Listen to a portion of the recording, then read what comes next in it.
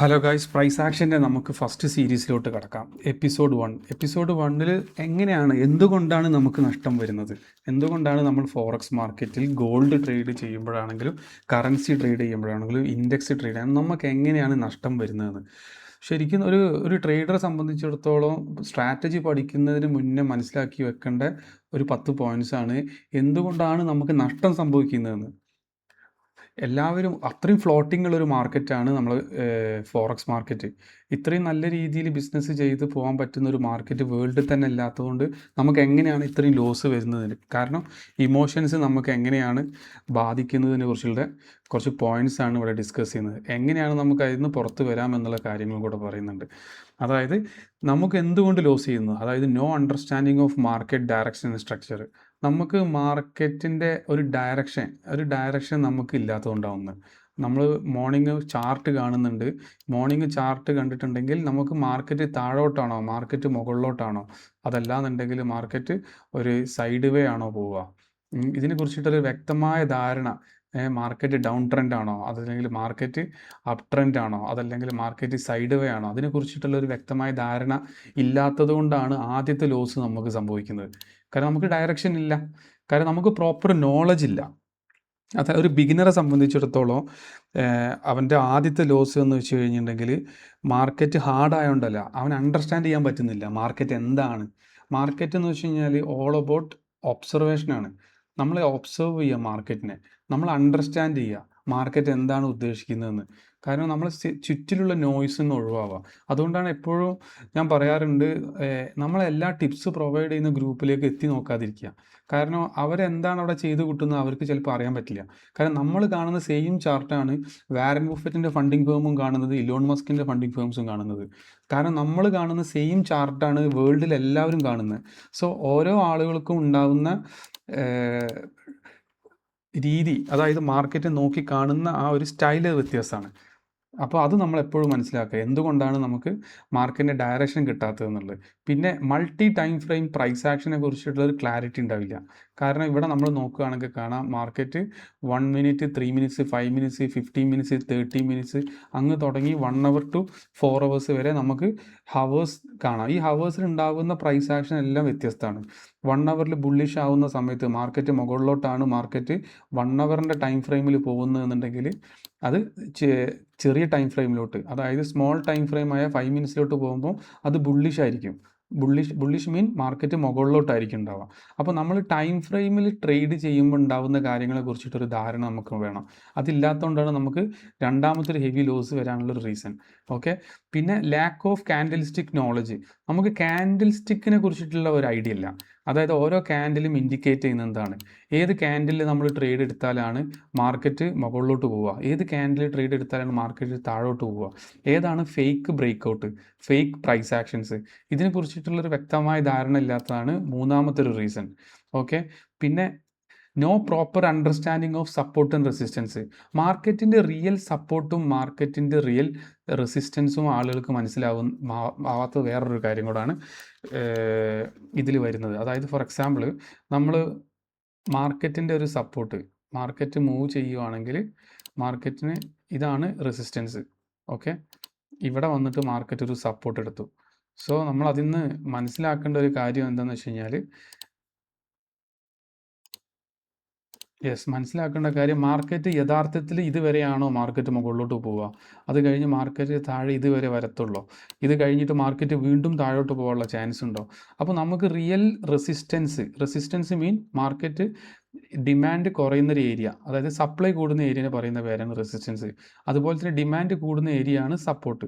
അപ്പോൾ ഈ സപ്പോർട്ടിൽ നിന്ന് മാർക്കറ്റ് കയറോ, ഇതൊരു ഫേക്ക് സപ്പോർട്ടാണോ, അല്ലെങ്കിൽ നമ്മൾ ഈ ക്യാൻഡിൽ ഫോം ചെയ്യുന്ന ഇതാണോ റിയൽ സപ്പോർട്ട് എന്ന് നമുക്ക് മനസ്സിലാവാത്ത പ്രശ്നമാണ് രണ്ടാമത്തെ ട്രേഡേഴ്സിൻ്റെ ഹ്യൂജ് ലോസ് കാണുന്നത്. കാരണം അധികം ആളുകളും സ്റ്റോപ്പ് ലോസ് ഇടത്തില്ല, അവരൊക്കെ ലെയർ ചെയ്യാന്ന് വെച്ച് കഴിഞ്ഞാൽ 4772 അവർ ബൈ ചെയ്യും, അത് കഴിഞ്ഞ് വീണ്ടും ഒരു 5 പോയിന്റ് ഇറങ്ങുമ്പോൾ അവർ വീണ്ടും വാങ്ങിക്കും, അതും കഴിഞ്ഞിട്ട് വീണ്ടും വാങ്ങിക്കും. അങ്ങനെ വാങ്ങിച്ചിട്ട് വലിയൊരു ലോട്ട് സൈസ് നമ്മുടെ അക്കൗണ്ടിൽ വരും. പക്ഷേ എന്നിട്ട് അവിടുന്ന് വീണ്ടും താഴോട്ട് പോകുമ്പോൾ അവരുടെ അക്കൗണ്ട് വാഷ് ഔട്ട് ആവുകയോ ചെയ്യുന്നത്. അതുകൊണ്ടാണ് നമുക്ക് പ്രോപ്പർ റെസിസ്റ്റൻസും സപ്പോർട്ടും മനസ്സിലാക്കി വെക്കണം എന്ന് പറയുന്നത്. പുവർ ലോട്ട് സൈസ് മാനേജ്മെൻറ്റ്, അതിപ്പോൾ നമ്മൾ ഡിസ്കസ് ചെയ്തിട്ടുള്ളൂ. പല ആളുകളും ലോട്ട് സൈസ് എത്ര എടുക്കേണ്ടതെന്ന് മനസ്സിലാകുന്നില്ല. ഫോർ എക്സാമ്പിൾ അവർ അക്കൗണ്ടിൽ ഒരു $500 ആണെന്നുണ്ടെങ്കിൽ അവരെടുക്കേണ്ട ലോട്ട് സൈസ് 0.01 ആണ് ഗോൾഡിൽ ട്രേഡ് ചെയ്യുമ്പോൾ. അതല്ലാതെ പല ആളുകളും ഞാൻ കണ്ടിട്ടുണ്ട് $500 അക്കൗണ്ടിൽ അവർ 0.1ലും 0.2ലും എവിടെ 0.5 വരെ അവർ ട്രേഡ് എടുക്കും. അപ്പോൾ risking too much on A single trade അത് നമ്മളെ അക്കൗണ്ട് വാനിഷ് ആക്കി കളയും. കാരണം മാർക്കറ്റ് എല്ലാ ദിവസവും ഉണ്ട്. മാർക്കറ്റ് ഒരു ദിവസം 23 ഹവേഴ്സ് ഉണ്ട്. സോ നമുക്ക് മൾട്ടിപ്പിൾ ട്രേഡ് എടുക്കുക. മൾട്ടിപ്പിൾ ട്രേഡ് എടുക്കുമ്പോൾ തന്നെ ലോട്ട് സൈസ് കുറയ്ക്കുക. ഒരു ട്രേഡിൽ നമ്മൾ റിച്ച് ആവാൻ നോക്കരുത്. കാരണം മാർക്കറ്റ് എന്നും ഉണ്ട് എന്നുള്ള കാര്യം നമ്മൾ വ്യക്തമായിട്ട് മനസ്സിലാക്കിയിട്ട് അത് എന്ത് ചെയ്യണോ, നമ്മൾ ഫീഡ് ചെയ്ത് വെക്കണത്. എല്ലാ ദിവസവും മാർക്കറ്റ് ഉണ്ട്. നമുക്ക് രാവിലെ ട്രേഡ് ചെയ്യാം, ഉച്ചയ്ക്ക്, വൈകിട്ട്, രാത്രിയൊക്കെ ട്രേഡ് ചെയ്യാം. സോ നമ്മൾ എന്തിനാണ് ലോട്ട് സൈസ് കൂട്ടുന്നത്? ലോട്ട് സൈസ് കൂട്ടേണ്ട ഒരാവശ്യം നമുക്കില്ല. കാരണം ബ്രോക്കേഴ്സ് പ്രൊമോട്ട് ചെയ്യുക ഹൈ ലിവറേജ് തരാനാണ്. ഏതൊരു ബ്രോക്കറും ഹൈ ലിവറേജ് നമുക്ക് തരുമ്പോൾ നമ്മൾ മനസ്സിലാക്കിക്കൊള്ളണം അവർ ഏത് സമയത്ത് ആ ലിവറേജ് കുറയ്ക്കും. ഫോർ എക്സാമ്പിൾ 1:2000 ഒക്കെ നമുക്ക് ബ്രോക്കിംഗ് ഫേംസ് ലിവറേജ് തരുന്നുണ്ട്. അത്തരം ബ്രോക്കിംഗ് ഫേമിൽ നമ്മൾ അക്കൗണ്ട് ഓപ്പൺ ചെയ്തിട്ട് നമ്മളൊരു $1000 അക്കൗണ്ടിൽ വൺ ലോട്ടിലൊക്കെ ട്രേഡ് ചെയ്യുന്നവർ ഞാൻ കണ്ടിട്ടുണ്ട്. അങ്ങനെ ചെയ്യുന്ന സമയത്ത് അവർ റിസ്ക് കൂടും. ഫോർ എക്സാമ്പിൾ ഒരു 5 പോയിന്റ് താഴെ പോയിട്ടുണ്ടെങ്കിൽ $500 അവർക്ക് ലോസ് വരിക. അതിനുശേഷം ബ്രോക്കേഴ്സ് ചെയ്യുന്ന ഒരു കാര്യം എന്താ വെച്ച് കഴിഞ്ഞാൽ പെട്ടെന്ന് അവർ ആ ലിവറേജ് 1:2000 എന്നുള്ളത് 1:500 കൊണ്ടുവരും. അപ്പോൾ ഓട്ടോമാറ്റിക്കായിട്ട് ഈ ഒരു ട്രേഡ് ഒരു $1 കൂടെ ഒരു പോയിന്റ് കൂടെ താഴോട്ട് വരുന്ന സമയത്ത് മാർക്കറ്റ് ഓട്ടോമാറ്റിക്കലി കട്ടാവുക ചെയ്യുന്നത്. അങ്ങനെയാണ് ഒരുപാട് ആൾക്കാർക്കും ലോസ് സംഭവിക്കുന്നത്. ഓക്കെ, അപ്പോൾ അതുകൊണ്ടാണ് ലോട്ട് സൈസ് കുറയ്ക്കുക എന്ന് പറയുന്നത്. പിന്നെ ഓവർ ട്രേഡിങ്, അത് മാർക്കറ്റിനെ എപ്പോഴും ചേസ് ചെയ്തുകൊണ്ടിരിക്കും. ചേസ് ചെയ്യാന്ന് ഉദ്ദേശിച്ച് കഴിഞ്ഞാൽ മാർക്കറ്റ് അപ്പിലോട്ടാണ് പോകുന്നതെങ്കിൽ നമ്മൾ എന്ത് ചെയ്യും, അപ്പിലോട്ട് പോയിക്കൊണ്ടേയിരിക്കും. മാർക്കറ്റ് ഒരു ക്യാൻഡിൽ താഴോട്ട് വന്നു കഴിഞ്ഞാൽ പിന്നെ നമ്മളെ ഡയറക്ഷൻ താഴോട്ടാണ്. അതുപോലെ തന്നെ ഇങ്ങനെ ഒരു വലിയൊരു ക്യാൻഡിൽ വന്നിട്ടുണ്ടെന്നുണ്ടെങ്കിൽ നമ്മളെ ഡയറക്ഷൻ പിന്നെ മുകളിലോട്ടാണ്. സോ മാർക്കറ്റിനെ ചേസ് ചെയ്തുകൊണ്ടിരിക്കുക. മാർക്കറ്റിനെ ഒരിക്കലും ചേസ് ചെയ്യരുത്.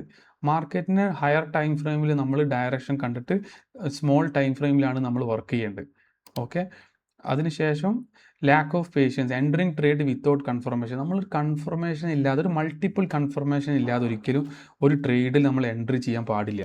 കാരണം നമുക്കറിയില്ലല്ലോ ഹയർ ടൈം ഫ്രെയിമിൽ എന്താണ്, ഏത് ഡയറക്ഷനാണ് ഉള്ളതെന്ന്. അതുപോലത്തെ സ്മോൾ ടൈം ഫ്രെയിമിൽ നമ്മൾ എന്താണുള്ളത് നമ്മൾ കാണുന്നില്ല. സോ കൺഫേം ചെയ്യാത്തൊരു ട്രേഡിലേക്ക് നമ്മൾ കയറരുത്. അതുപോലെ തന്നെ നമുക്കൊരു ട്രേഡിംഗ് പ്ലാൻ വേണം. മോർണിംഗ് ആയി കഴിഞ്ഞിട്ടുണ്ടെങ്കിൽ രാവിലെ നമ്മൾ മാർക്കറ്റിലേക്ക് വരുന്നതിന് മുന്നേ മാർക്കറ്റിൻ്റെ തലേ ദിവസം നടന്ന കാര്യങ്ങളെ കുറിച്ചിട്ട് ഒന്ന് ധാരണ നമുക്ക് നല്ലതാണ്. തലേ ദിവസം എത്ര മാർക്കറ്റ് പോയിട്ടുണ്ട്, എത്ര പോയിന്റ്സ് മാർക്കറ്റ് കയറിയിട്ടുണ്ട്, ഇന്ന് മാർക്കറ്റ് എവിടെ ഓപ്പൺ ആവാൻ ചാൻസസ് ഉണ്ട്.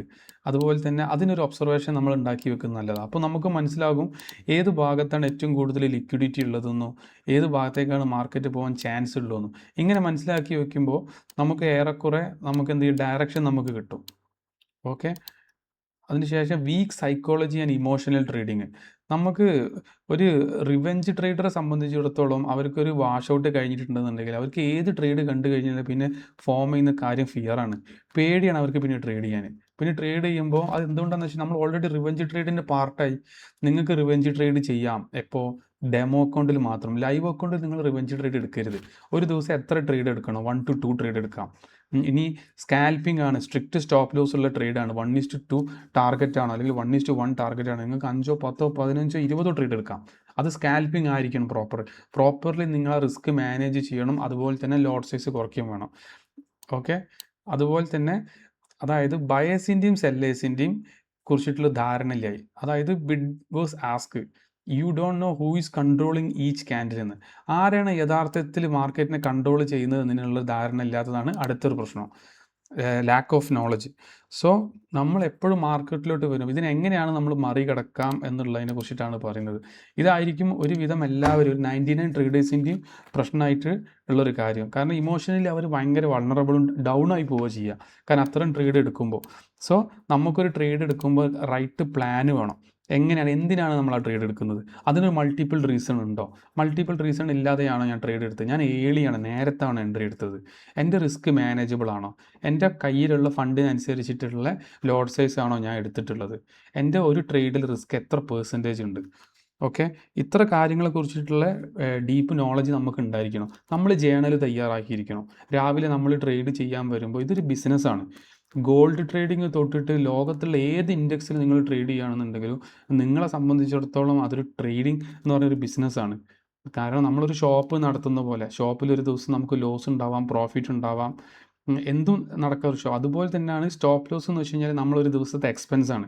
ഒരു സ്റ്റോപ്പ് ലോസ് എന്ന് വെച്ച് കഴിഞ്ഞാൽ നമ്മളൊരു ദിവസം നമ്മൾ മാർക്കറ്റിന് കൊടുക്കുന്ന ഒരു എക്സ്പെൻസ് ആയിട്ട് വേണം സ്റ്റോപ്പ് ലോസിനെ കാണാൻ. അതല്ലാതെ ആ ലോസിൽ നമ്മൾ ഇമോഷണലി ഡൗൺ ആവരുത്. ഓക്കെ. പിന്നെ രണ്ടാമത്തെ കാര്യം, ഒരു long term success in trading has 3 simple steps. അതായത് ലോങ് ടേം ആയിട്ട് നമ്മൾ ട്രേഡ് ചെയ്യുന്ന ഒരു ട്രേഡറെ സംബന്ധിച്ചിടത്തോളം ഇനീഷ്യലി ആ വ്യക്തി ലോസിലായിരിക്കും ഉണ്ടാവുക, സ്ട്രഗിൾ പീരീഡിലായിരിക്കും ഉണ്ടാവുക. കാരണം നമ്മളെ മണി എങ്ങനെയാണ് മൂവ് ചെയ്യുന്നതിനെ കുറിച്ചിട്ടുള്ള യാതൊരുവിധ ഐഡിയ ഉണ്ടാവില്ല അവർക്ക്. സോ ഫസ്റ്റ്ലി അവർക്ക് ലോസ് സംഭവിക്കും. അങ്ങനെ നിങ്ങൾ ലോസ് ഉണ്ടാക്കുകയാണെങ്കിൽ നിങ്ങൾ ഡെമോ ട്രേഡ് നിങ്ങൾ ചെയ്യാവും. ഇനീഷ്യലി നിങ്ങൾ ഡെമോയിൽ ചെയ്യുക.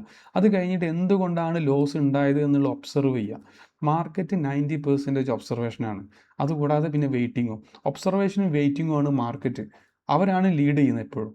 ഇൻസ്റ്റിറ്റ്യൂഷൻ അത്രയും വെയിറ്റ് ചെയ്തിട്ടാണ് ഒരു ട്രേഡ് എടുക്കുക. അതുപോലെ അത്രയും ഒബ്സർവേഷൻ കൊണ്ടുവന്നിട്ട് ഒരു ട്രേഡ് എടുക്കും. അതുപോലെ തന്നെ അത് ലേൺ ചെയ്യാം. നമ്മൾ ഇവിടെ വരുത്തിയിട്ടുള്ള മിസ്റ്റേക്ക് എന്താ എന്നുള്ളത് നമ്മൾ എന്ത് ചെയ്യണം, ഒബ്സർവ് ചെയ്തിട്ട് അത് ലേൺ ചെയ്യണം. എന്നിട്ട് അത് ഇമ്പ്രൂവ് ചെയ്യണം. അതിനുശേഷം നെക്സ്റ്റ് സ്റ്റേജ് ആയിരിക്കും, തേർഡ് സ്റ്റേജ് ആയിരിക്കും പ്രോഫിറ്റബിൾ ആയിട്ടുള്ള ഒരു ട്രേഡറായിട്ട് മാറുന്ന 3 സ്റ്റെപ്സ്. അപ്പോൾ അത് എപ്പോഴും നമ്മൾ മനസ്സിലാക്കണം. നമ്മൾ എന്തുകൊണ്ടാണ് ലോസ് വരുത്തുന്നത്, എന്തിന് ലോസ് വരുത്തി, നമ്മൾ ലോസ് വരുത്തിയത് നമ്മൾ റിയൽ അക്കൗണ്ടിലാണോ അല്ലെങ്കിൽ ഡെമോ അക്കൗണ്ടിലാണോ. അപ്പോൾ നമുക്ക് ഇമോഷൻസിനെ സൈക്കോളജി എങ്ങനെയൊക്കെ കൺട്രോൾ ചെയ്യപ്പെടുന്നു എന്നുള്ള കാര്യങ്ങളൊക്കെ നമുക്ക് എന്ത് ചെയ്യാൻ പറ്റും, ഇതിൽ ചെക്ക് ചെയ്യാൻ പറ്റും ഒരു ട്രേഡർ. അപ്പോൾ നമ്മളെപ്പോഴും എന്ത് ചെയ്യണോ, ഒരു ട്രേഡിങ്ങിനെ so think like a trader. അതായത് നമ്മളൊരു ട്രേഡർ ആണ് എന്നുള്ളൊരു മൈൻഡ് സെറ്റ്, ഒരു ട്രേഡർ മൈൻഡ് സെറ്റ് എന്ന് വേണം നമ്മൾ എന്ത് ചെയ്യാൻ, ഒരു ട്രേഡ് സ്റ്റാർട്ട് ചെയ്യാൻ. എപ്പോഴും മാർക്കറ്റിൻ്റെ പ്രോബബിലിറ്റി, സാധ്യതയെ കുറിച്ചിട്ടാണ് മാർക്കറ്റിലേക്ക് നമ്മൾ നോക്കേണ്ടത്. പിന്നെ നമ്മൾ റിസ്ക്, നമ്മളെ പ്രോഫിറ്റ്, പിന്നെ അതുപോലെ തന്നെ കൺഫർമേഷന് വേണ്ടിയുള്ള വെയിറ്റിംഗ്. ഇത്രയും കാര്യങ്ങൾ നമ്മൾ തറോലി നമ്മളൊരു ജേണൽ തയ്യാറാക്കി നമ്മൾ എഴുതി വെക്കണം. നമ്മളെ കൈ കൊണ്ടൊരു പേന കൊണ്ട് നമ്മൾ എഴുതി വെക്കുക. നമ്മൾ ഒരു ട്രേഡിലേക്ക് വരുന്നതിന് മുന്നേ നമ്മൾ എത്ര കൺഫർമേഷൻ വരുത്തിയിട്ടുണ്ട്. ഓക്കെ. ഫോർ എക്സാമ്പിൾ ഇപ്പോൾ ഈ ഒരു ട്രേഡ് കണ്ടു, ഇങ്ങനെ ഒരു ചാർട്ട് നമുക്ക് കണ്ടു. നാളത്തെ ഒരു ട്രേഡിനെ സംബന്ധിച്ചിടത്തോളം നമ്മൾ നോക്കുകയാണെന്നുണ്ടെങ്കിൽ നമുക്ക് മനസ്സിലാക്കാൻ 5 മിനിറ്റ്സിൻ്റെ ക്യാൻഡലിൽ ഇത്ര ഏരിയ മാർക്കറ്റ് എന്തുണ്ട്, സെല്ലർ ക്രിയേറ്റ് ചെയ്തിട്ടുണ്ട്. സോ മാർക്കറ്റ് നാളെ ഇവിടെ ഓപ്പൺ ആവാം, മാർക്കറ്റ് മുകളിൽ ഓപ്പൺ ആവാം, മാർക്കറ്റ് താഴെ ഓപ്പൺ ആവാം, മാർക്കറ്റ് എവിടെ വേണമെങ്കിലും ഓപ്പൺ ആവാം അല്ലേ. കാരണം മോർണിംഗ്സിന് ഇമോഷൻസ്, ആളുകൾ ഇമോഷൻ അനുസരിച്ചിട്ടും ഇൻസ്റ്റിറ്റ്യൂഷൻസിൻ്റെ ഇമോഷനും ന്യൂസും അനുസരിച്ചിരിക്കും മാർക്കറ്റ് ഏത് ഭാഗത്ത് ഓപ്പൺ ആവണം എന്നുള്ള തീരുമാനം. സോ മാർക്കറ്റ് എവിടെ ഓപ്പൺ ആവുകയാണെന്നുണ്ടെങ്കിലും നമുക്കൊരു ട്രേഡ് സെറ്റപ്പ് വേണം, ഒരു ട്രേഡിംഗ് പ്ലാൻ വേണം, ഒരു SL വേണം, നമുക്കൊരു ടാർഗറ്റ് വേണം, നമ്മൾ റിസ്ക് ഇവിടെ മാനേജ് ചെയ്യപ്പെടണം, നമ്മളെ ക്യാപിറ്റൽ അനുസരിച്ചിട്ടുള്ള ലോട്ട് സൈസ് ആണോ നമ്മളിവിടെ എടുത്തിട്ടുള്ളത് നോക്കണം. അതുപോലെ തന്നെ നമ്മൾ 1% റിസ്ക് ആണോ ആ ട്രേഡിൽ എടുത്തിട്ടുള്ളതെന്ന് നോക്കണം. മനസ്സിലായില്ല. ഒരു 4-5 കൺഫർമേഷൻസ് നമ്മൾ ആദ്യം തന്നെ എന്ത് വെക്കണം, എടുത്തു വെക്കണം. ആദ്യം ഒരു ജേണലാക്കി വെക്കണം. കാരണം എന്താ വെച്ചാൽ നമ്മൾ ഇതിൽ ഡിപ്പോസിറ്റ് ചെയ്ത് നമ്മൾ ക്യാഷ് നമ്മൾ ആ ബിസിനസ്സിലോട്ട് ഇറക്കിയിട്ടാണ് നമ്മൾ ഇന്ന് ട്രേഡ് ചെയ്യപ്പെടുന്നത്. സോ ഓരോ ഡോളർ നമുക്ക് ഇമ്പോർട്ടൻ്റ് ആണ്. ഓരോ ട്രേഡിൻ്റെ മൾട്ടിപ്പിൾ കൺഫർമേഷനാണ് നമ്മൾ എടുത്തത്. ഇത്തരം കാര്യങ്ങൾ നമ്മൾ നോക്കണം. അതുകൊണ്ടാണ് ട്രേഡേഴ്സ് മെയിനായിട്ട് ലോസ് ഉണ്ടാക്കുന്നത്. സോ ഈ 10 കാര്യങ്ങൾ നിങ്ങൾ നോട്ട് ചെയ്തിട്ട് ഒരു ജേണലാക്കി വെക്കുക. നിങ്ങൾക്ക് ഗ്രീഡിനെസ് ഉണ്ടോ, അതായത് ഒരു ദിവസം കൊണ്ട് നമ്മൾ ക്യാപിറ്റൽ ഡബിൾ ആക്കാൻ നോക്കുന്നുണ്ടോ, അതുപോലെ നിങ്ങൾക്ക് പേഷ്യൻസിൻ്റെ അവസ്ഥ എന്താണ്, നിങ്ങൾക്ക് ഒരു ട്രേഡിംഗ് പ്ലാൻ ഉണ്ടോ, സൈക്കോളജി എങ്ങനെയാണ് വർക്ക് ചെയ്യുന്നത്, ഇമോഷണൽ നിങ്ങൾ എങ്ങനെയാണ് ട്രേഡിങ്ങിനെ കാണുന്നത്, അതുപോലെ തന്നെ ബയേഴ്സിൻ്റെയും സെല്ലേഴ്സിൻ്റെയും, അതുപോലെ തന്നെ മൾട്ടി ടൈം ഫ്രെയിം നിങ്ങൾ കൺഫർമേഷൻ എടുക്കുന്നുണ്ടോ, ക്യാൻഡിൽ സ്റ്റിക്കിനെ കുറിച്ചിട്ട് നിങ്ങൾക്ക് ധാരണ ഉണ്ടോ, അതുപോലെ തന്നെ മാർക്കറ്റിൻ്റെ സ്ട്രക്ചറിനെ കുറിച്ചിട്ട്, ട്രെൻഡി മാർക്കറ്റിനെ കുറിച്ച് നിങ്ങൾക്ക് അറിയോ, ഡൗൺ ട്രെൻഡിലെ മാർക്കറ്റിനെ കുറിച്ചിട്ട്, സൈഡ് വേ പോകുന്ന മാർക്കറ്റിനെ കുറിച്ചിട്ട് നിങ്ങൾ അറിയുമെന്നുള്ളത്. അപ്പോൾ ഇത്രയും കാര്യങ്ങളാണ് നമ്മൾ വരുന്ന ക്ലാസ്സുകളിൽ ഡീപ്പായിട്ട് നമ്മൾ പഠിക്കാൻ പോകുന്നത്. എങ്ങനെയാണ് ഇതൊക്കെ മോണിറ്റർ ചെയ്തിട്ട് നമ്മൾ പഠിക്കുക എന്നുള്ളത്. ഓക്കെ.